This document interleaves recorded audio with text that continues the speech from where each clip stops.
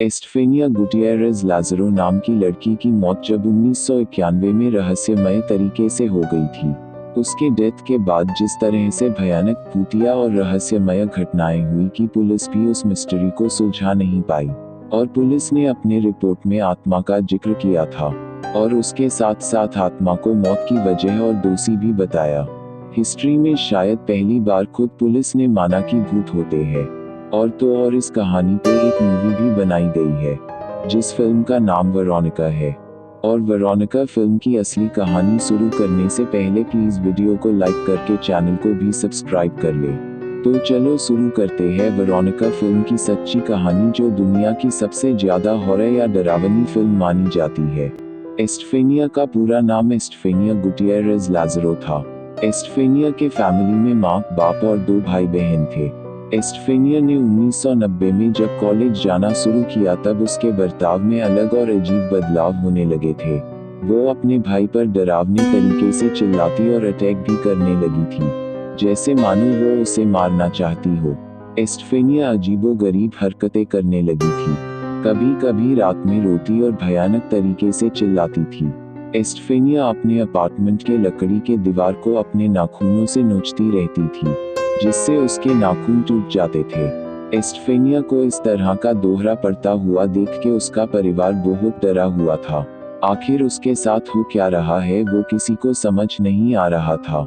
इसलिए एस्टफेनिया के पेरेंट्स ने उसे कई डॉक्टर्स के पास दिखाया, लेकिन कोई भी बीमारी नहीं मिली। फिर अभी एस्टफेनिया को कुछ दिन ठीक होने के बाद फिर से उस तरह के दोहरे पड़ते रहते थे। बाद में उसे फादर्स को भी बताया गया, लेकिन वो भी कुछ कर नहीं पाए थे। इस हालत की वजह से एस्टफेनिया की तबीयत और हालत खराब हो रही थी। घरवाले भी समझ नहीं पाए कि करे तो क्या करें। घरवाले ने जब एस्टफेनिया के बेडरूम की तलाशी ली तब पता चला कि वो काला जादू करना सीख रही थी। उन्हें काले जादू की कई सारी किताबें मिली और ओइजा बोर्ड का इस्तेमाल करके आत्माओं से बातें करती थी।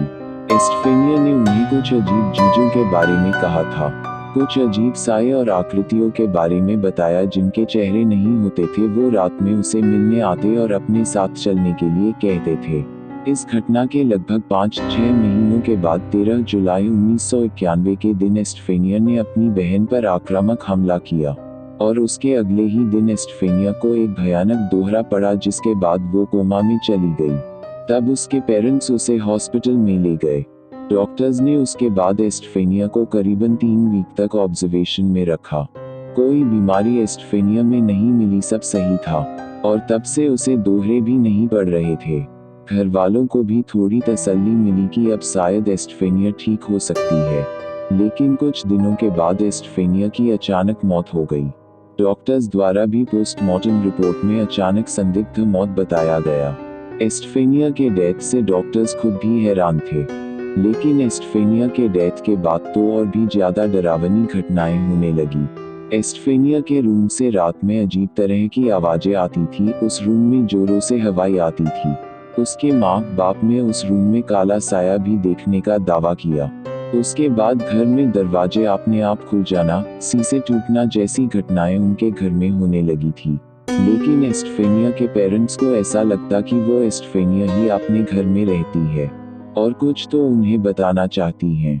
उसके लगभग 2 साल बाद उसके घर के दीवार पर लटकी एस्टफेनिया की एक तस्वीर में आग लगी थी, लेकिन पूरी तस्वीर जलने के बदले सिर्फ उसकी तस्वीर में जो एस्टफेनिया का चेहरा था वही जला और कुछ भी नहीं जला। ये घटना घर के सभी सदस्यों ने देखा था और एक दिन एस्टफेनिया के माँ पर भी अजीब तरीके से जानलेवा अटैक हुआ। तब उनको समझ में आया कि ये जो भी चीज है वो एस्टफेनिया की आत्मा तो बिल्कुल नहीं है। तब जाकर उन्होंने पुलिस को बुलाया।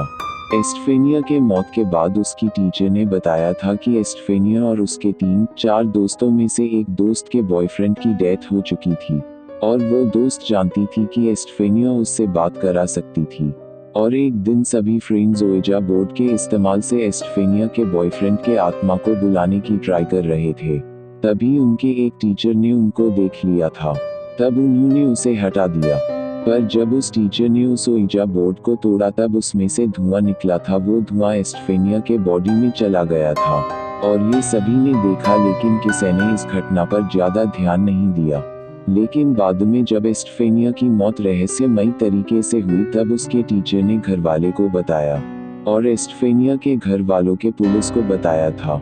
27 नवंबर 1993 के दिन जब पुलिस को बुलाया गया तब पुलिस वाले घर पहुंचे और देखा कि एस्टफेनिया के घर वालों को बारिश में घर के बाहर पाया। तब कुछ पुलिस वाले घर में इन्फेक्शन और बाकी पुलिस वालों ने परिवार से जानकारी ली। घर में पुलिस वालों ने जब एस्टफेनिया के कमरे में जो जीसस की जो तस्वीर थी वो अपने आप उल्टी हो गई और उनके सामने जब एस्टफेनिया का छोटा भाई बैठा तब वो हवा में उड़ गया। इस तरह की बहुत सारी घटनाएं देखने के बाद पुलिस ने माना कि कोई इंसान का काम नहीं है बल्कि कोई नेगेटिव एनर्जी है और पुलिस रिपोर्ट में भी मेंशन किया। और पुलिस ने एस्टफेनिया के घर वालों को सजेस्ट किया कि आप ये घर छोड़कर दूसरी जगह शिफ्ट हो जाओ और घर वाले सभी इतने डरे और परेशान हो गए थे कि घर को छोड़ के चले गए। और जब घर छोड़कर वो चले गए तब से कोई ऐसी घटना नहीं हुई।